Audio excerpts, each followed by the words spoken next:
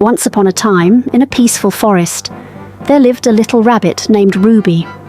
Ruby was small and quick, but she was often scared of things she didn't understand.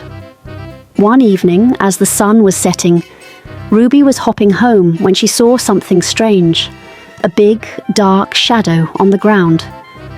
The shadow moved when Ruby moved. It stretched and twisted, looking bigger and scarier with every step she took. Ruby's heart raced. "What is that?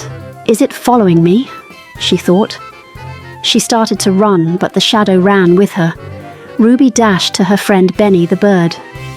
"Benny, there's a scary shadow chasing me," she cried. Benny flew down to look. "That's just your shadow, Ruby," he said. "It's not scary, it's a part of you." But Ruby wasn't convinced. She ran to Molly the mole. "Molly, there's a big dark shadow following me," she said. Molly peeked out of her hole. "That's your shadow, Ruby. It can't hurt you," she explained. Still, Ruby felt nervous. She decided to face the shadow herself. She took a deep breath and turned around. The shadow was still there, but this time, Ruby stood tall. "Go away, shadow," she said bravely. But the shadow didn't move.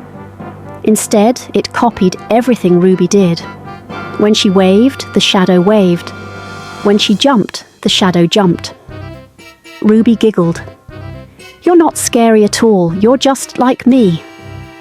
From that day on, Ruby wasn't afraid of her shadow anymore. She even played with it, hopping and dancing under the moonlight.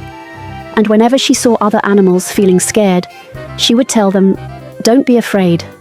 It's just your shadow, and it's here to play with you."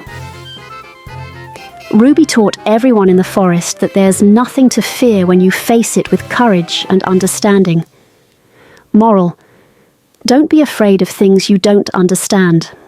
Face them with courage.